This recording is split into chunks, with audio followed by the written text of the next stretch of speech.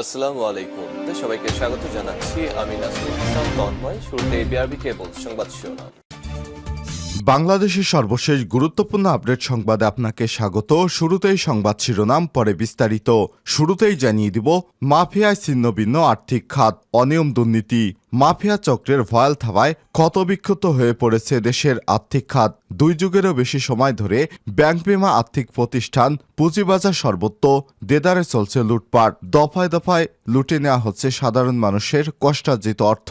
প্রতিটি ক্ষেত্রে লুটপাটকারীদের চেহারা উন্মেচিত হলেও বলতে গেলে কোনো ব্যবস্থাই নেয়নি সরকার, কারণ তাদের প্রত্যেকজনই ছিলেন ক্ষমতাবান আওয়ামী লীগ সরকারের শক্তিশালী অংশীদার। এরপর জানিয়ে দিব, ভুয়া অভিযোগে বিএনপির নেতাদের ঘায়েলের চেষ্টা করা হচ্ছে। ক্ষতিগ্রস্ত দুর্নীতি নেতাকর্মীদের খোঁজ নিচ্ছেন তারেক রহমান। জানিয়ে দিব, প্রথম দফায় দুদকের জালে 41 এমপি মন্ত্রী, অনুসন্ধান করবে বিশেষ তদন্ত দল। এদিকে 988 ভাইস চেয়ারম্যান এবং মহিলা ভাইস চেয়ারম্যানকে অপসারণ। 988 উপজেলা পরিষদ ভাইস চেয়ারম্যান এবং মহিলা ভাইস চেয়ারম্যানকে অপসারণ করে প্রজ্ঞাপন জারি করেছে সরকার। জানিয়ে দিব, ঢাবি রেজিস্ট্রার পদে আলোচনায় অর্ধডজন কর্মকর্তা। ছাত্র জনতার অভ্যুত্থানে পাল্টে গেছে ঢাকা বিশ্ববিদ্যালয় ঢাবির চিত্র।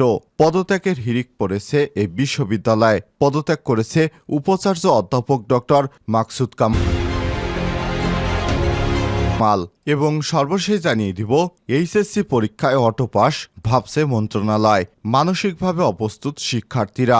কোটা সংস্কার এবং সরকার পতনের একদফা আন্দোলনের কারণে এইচএসসি সহ বেশ কিছু পরীক্ষার স্থগিত করা হয়েছে। সরকার পতনের পর সংশোধিত নতুন সময়সূচি দিয়েও পরীক্ষা নিতে পারেনি শিক্ষা বোর্ডগুলো। অন্তর্বর্তীকালীন সরকার গঠনের পর স্থগিত আরও সময়সূচি প্রকাশ করা হয়, কিন্তু তাতেও বাদে বিপত্তি, কারণ অধিকাংশ পরীক্ষার্থীর দাবি আন্দোলন অনেক সহপাঠী নিহত হয়, পরীক্ষা নিতে তারা মানসিকভাবে অপ্রস্তুত।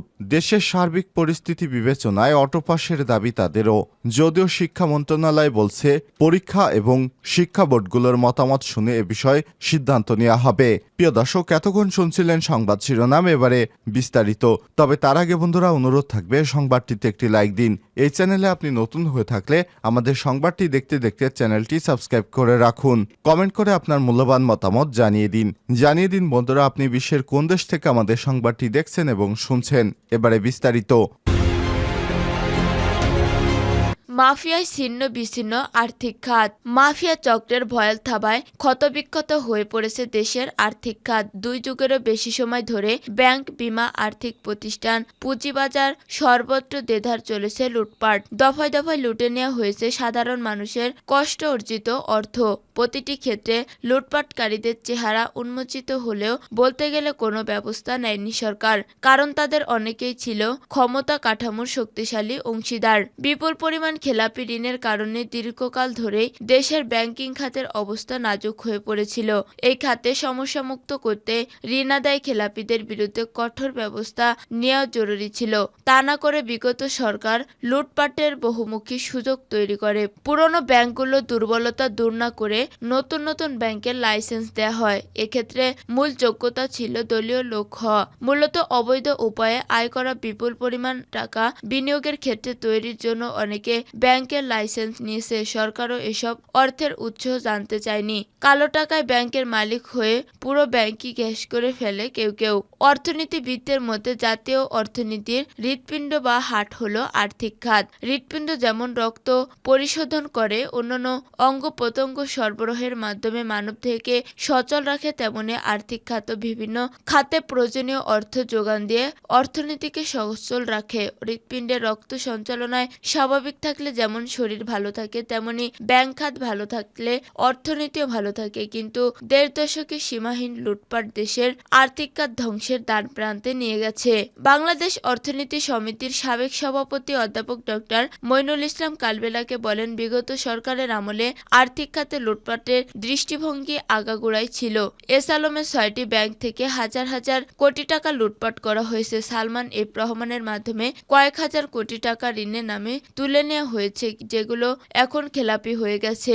এরকম আরো অনেক নজির আছে, যেমন লুটপাটের ঘটনা ঘটেছে, সেখান থেকে উত্তরণ ঘটাতে হলে অন্তর্বর্তীকালীন সরকারকে অত্যন্ত কঠোরভাবে আর্থিক খাতে শৃঙ্খলা ফিরিয়ে আনতে হবে। ভুয়া অভিযোগে বিএনপি নেতাদের ঘায়েলের চেষ্টা।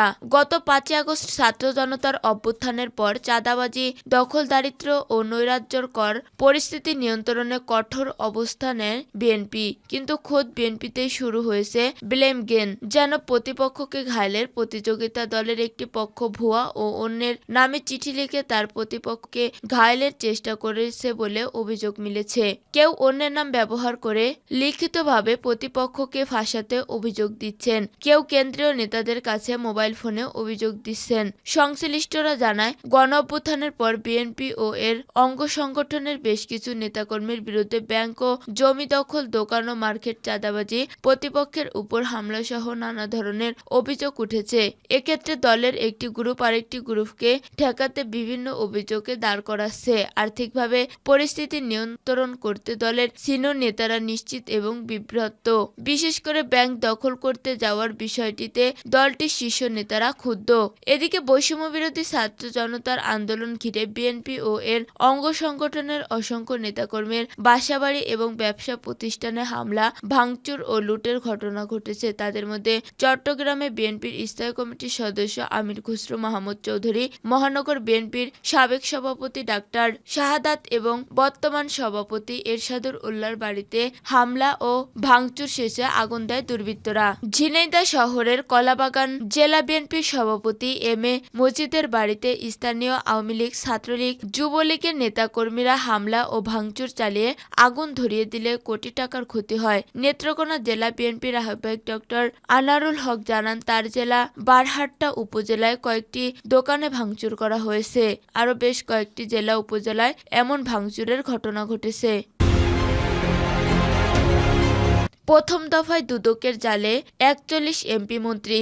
শেখ হাসিনা সরকারের পদত্যাগের পরপরই একে একে তার দলীয় নেতাকর্মীদের সীমাহীন দুর্নীতি আর অনিয়মের তথ্য সামনে আসতে শুরু করেছে।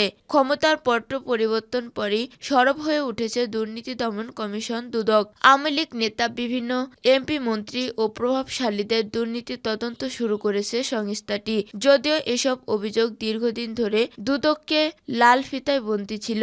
অভিযোগ করেছে সরকারের বিভিন্ন মহলের তদবির আর চাপের কারণে দুর্নীতি বিরোধী সংস্থাটি স্বাধীনভাবে কাজ করতে পারেনি। তবে সরকার পতনের পর এসব অভিযোগ আমলে নিয়ে তদন্তে নেমেছে দুদক। এরই ধারাবাহিকতায় গতকাল সোমবার আওয়ামী লীগ সরকারের 41 জন মন্ত্রী, প্রতিমন্ত্রী ও এমপির বিরুদ্ধে দুর্নীতি অনুসন্ধানে নীতিগত সিদ্ধান্ত নিয়েছে সংস্থাটি। দুদকের এই সূত্র কালবেলাকে এই তথ্য নিশ্চিত করেছে।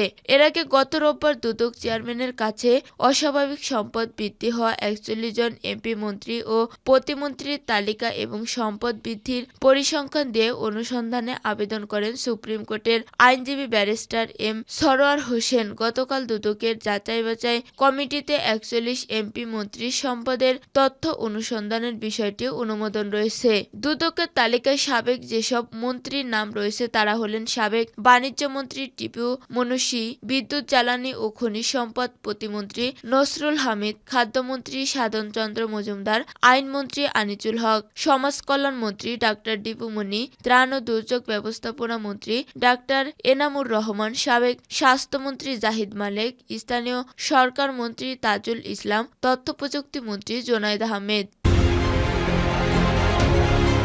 988 ভাইস চেয়ারম্যান ও মহিলা ভাইস চেয়ারম্যানকে অপসারণ। 988 উপজেলা পরিষদ ভাইস চেয়ারম্যান ও মহিলা ভাইস চেয়ারম্যানকে অপসারণ করে প্রজ্ঞাপন জারি করেছে সরকার। সোমবার 19 আগস্ট স্থানীয় সরকার, পল্লী উন্নয়ন ও সমবায় মন্ত্রণালয়ের স্থানীয় সরকার বিভাগ এই প্রজ্ঞাপন জারি করে।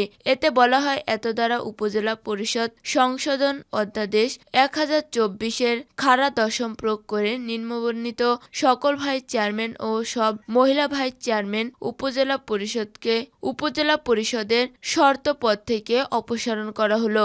জনস্বার্থে জারিকৃত এই আদেশ অবিলম্বে কার্যকর করা হবে বলে প্রজ্ঞাপনে উল্লেখ আছে।